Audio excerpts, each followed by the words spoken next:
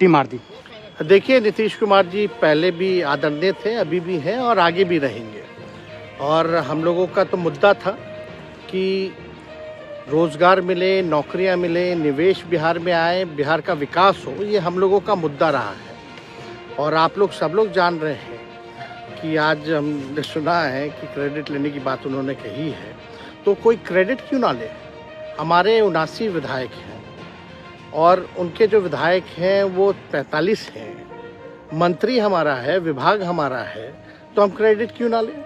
और यही मुख्यमंत्री जी जो 2020 के चुनाव में कहते थे कहाँ से पैसा लाएगा, कहाँ से नौकरी देगा, तो हमने, आपको पता होगा कि हमारी जो सरकार बनी थी इनके नेतृत्व में, वो 9 अगस्त 2022 में बनी थी और 15 अगस्त को मुख्यमंत्री जी ने ऐलान किया था। ये किसका विजन था, ये किसकी सोच थी। तो जो मुख्यमंत्री कहता था कि यह असंभव है नौकरी देना, उसको हमने एक हफ्ते के अंदर जो है उनसे बुलवाने का काम किया, जो कहता था असंभव है। तो हम लोगों ने जिस हिसाब से विकास के काम किए, नए नए नीति लाए, टूरिज्म डिपार्टमेंट हमारे पास था, हमने टूरिज्म पॉलिसी लाया। आईटी डिपार्टमेंट राज्य कोटा में था, हम लोगों ने जो है आईटी पॉलिसी लाई।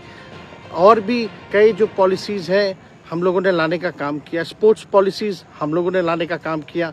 जो खेलेगा उसको भी नौकरी मिलेगा सरकारी, और जो पढ़ेगा उसको भी नौकरी मिलेगा। शिक्षा विभाग किसका था, राष्ट्रीय जनता दल के पास था। हमारे मंत्रियों ने लगातार जो है नौकरियां देने का काम किया। और ये 17 महीने में जो काम हुआ है, ऐतिहासिक काम हुआ है, जो आज तक पूरे देश में नहीं हुआ है।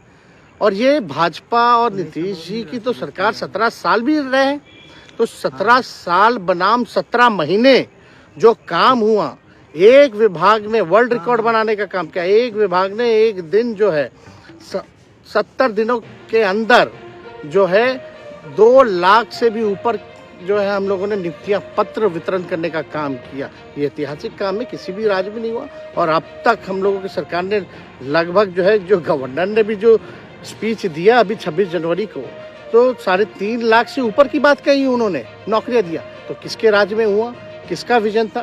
तो कहीं ना कहीं से जो लोग कहते थे कि इनके लोग काम नहीं करते थे, हम लोगों ने तो इतना इनसे करवाया जिनका कोई विजन नहीं था, जो थक गए थे, थके हुए मुख्यमंत्री थे, उनको हम लोगों ने इतना काम करवाया। तो इतना काम तो हुआ ही है सारा। और आप लोग सब लोग जानते हैं कि जो भी बातें ये कह रहे हैं इनको खुद भी नहीं पता। हालांकि हम कोई व्यक्तिगत टिप्पणी नहीं करना चाहते हैं, और हम इतना अपने लोगों को आश्वस्त करते हैं कि ना हम में गुस्सा है, ना हम में नाराज़गी है। हम बड़े संयम रूप से हम लोगों ने गठबंधन धर्म का जो है पालन किया है, और उसी हिसाब से हम लोग आगे जनता के बीच अपनी बातों को रखेंगे। लेकिन एक बात स्पष्ट रूप से मैं कह देना चाहता हूँ कि अभी खेल शुरू हुई है, अभी खेल बाकी है। और मैं जो कहता हूँ वो करता हूँ। और आप लिख के ले लीजिए, जनता दल यूनाइटेड जो पार्टी है 2024 में ही खत्म हो जाएगी, ये निश्चित रूप से लिख लीजिए। और अभी तो खेल शुरू हुआ है, खेल बाकी है।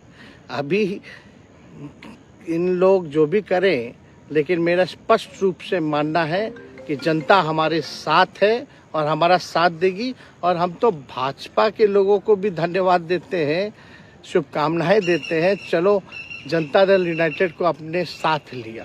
उन्होंने कहा कि आपने मजबूर कर दिया उनको। किस चीज की मजबूरी थी ऐसी, क्या तर्क देंगे? उनके साथ के सहयोगी पूछ रहे हैं, तर्क क्या देंगे? शिक्षा व्यवस्था में सुधार जो अब तक नहीं हो पाया था, क्वालिटी ऑफ एजुकेशन, चिकित्सा में अस्पतालों को बेहतर करना, रोजगार देना, आर्थिक न्याय देना, स्वयं सहायता समूह के मानदेय को दुगुना कराना, पॉलिसीज लाना।